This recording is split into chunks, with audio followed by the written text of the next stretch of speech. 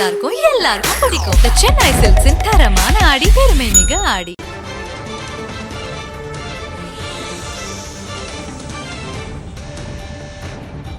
மற்றொரு அண்மை செய்தியை பார்க்கிறோம். கர்நாடக அரசுக்கு தமிழக முதலமைச்சர் மு க ஸ்டாலின் கண்டனம் தெரிவித்திருக்கிறார்.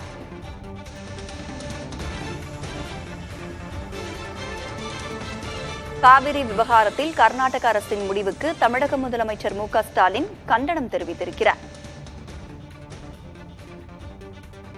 அண்மை செய்தியாக நாம் பார்க்கிறோம். கர்நாடகத்தில் முதலமைச்சர் சித்தராமையா தலைமையில் நேற்று அனைத்துக் கட்சி கூட்டம் நடைபெற்றது. நேற்று மாலை அனைத்துக் கட்சி கூட்டம் நடைபெற்றது.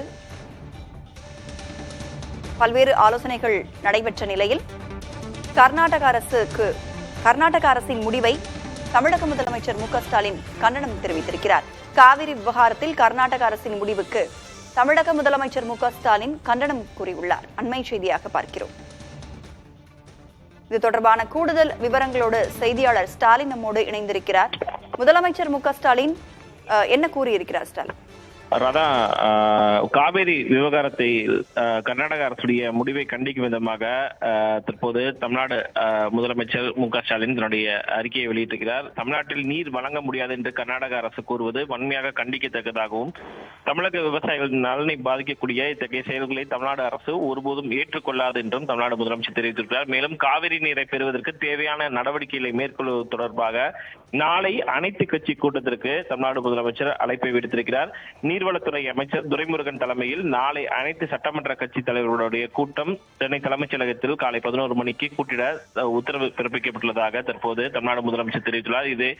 இக்கூட்டத்தில் அனைவருடைய ஆலோசனையும் பெற்று சட்ட வல்லுநர்களின் கருத்துக்களை பெற்று தமிழ்நாடு அரசு மேற்கொள்ள வேண்டிய அடுத்த கட்ட நடவடிக்கைகள் குறித்து முடிவு செய்யப்படும் என்று தற்போது தமிழ்நாடு முதலமைச்சர் அறிவித்துள்ளார். நேற்று கர்நாடக அரசு மற்றும் கர்நாடக அரசு அனைத்து கட்சி சட்டமன்ற உறுப்பினருடைய கூட்டத்தை கூட்டி காவிரி நதிநீரை பொறுத்தவரை 8000 கனஅடி நீர் வினாடிக்கு 8000 கனஅடி நீர் திறந்து விடப்படும் என்று கர்நாடக முதலமைச்சர் சித்தராமையா அறிவித்திருந்தார். தற்போது அதனை கண்டிக்கும் விதமாக தமிழகத்தின் அனைத்து சட்டமன்ற கட்சிகளுடைய கூட்டத்தை கூட்டி அடுத்து சட்ட வல்லுநர்களுடைய கருத்துக்களை பெற்று தமிழ்நாடு அரசு மேற்கொள்ள வேண்டிய அடுத்த கட்ட நடவடிக்கைகள் தொடர்பாக முடிவு செய்யப்படும் என்று தமிழ்நாடு முதலமைச்சர் தெரிவித்துள்ளார். மேலும் தமிழ்நாட்டிற்கு நீர் வழங்க முடியாது என்று கர்நாடக அரசு கூறுவது வன்மையாக கண்டிக்கத்தக்கது என்றும் தமிழக விவசாயிகளுடைய நலனை பாதிக்கக்கூடிய இத்தகைய செயல்களை தமிழ்நாடு அரசு ஒருபோதும் ஏற்றுக்கொள்ளாது என்றும் தமிழ்நாடு முதலமைச்சர் தெரிவித்திருக்கிறார்.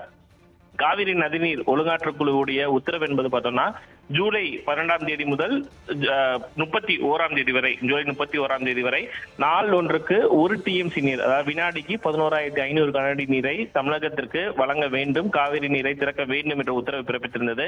அதனை ஏற்றுக்கொள்ளாத கர்நாடக அரசு வினாடிக்கு 8000 கனஅடி நீர் மட்டுமே திறக்கப்படும் என்றும் 68% நீர் மட்டுமே இந்த 4 அணைகளில் காவிரி நீர்பிடிப்பு பகுதியில் இருக்கக்கூடிய 4 அணைகளில் இருப்பதாகவும் போதுமான நீர் இல்லாத காரணத்தால் 8000 கனஅடி நீர் மட்டுமே வினாடிக்கு திறக்கப்படும் என்று கர்நாடக அரசு முடிவு செய்து அந்த அறிவிப்பை வெளியிட்டிருந்தது. இதனை கண்டிக்கும் விதமாக அனைத்து சட்டமன்ற கட்சிகளுடைய கூட்டத்தை கூட்டுவதற்கு தற்போது தமிழ்நாடு முதலமைச்சர் தற்போது அழைப்பை விடுத்திருக்கிறார். மேலும் இந்த கூட்டத்தில் எடுக்கப்படக்கூடிய முடிவுகள் அடிப்படையில் சட்ட வல்லுநருடைய ஆலோசனை பெற்று அடுத்த கட்ட முடிவுகளை தமிழ்நாடு அரசு எடுக்கும் என்றும் தற்போது தெரிவித்திருக்கிறார் முதலமைச்சர். கர்நாடக அரசுக்கு தமிழக முதலமைச்சர் மு க ஸ்டாலின் கண்டனம் தெரிவித்திருக்கிறார். அடுத்த கட்ட நடவடிக்கையாக நாளை அனைத்து கட்சி கூட்டம் நடத்த நடவடிக்கை மேற்கொள்ளப்பட்டிருக்கிறது. தற்பொழுது மத்திய அரசின் நிலைப்பாடு இதுல என்னவாக இருக்கிறது ஸ்டாலின்?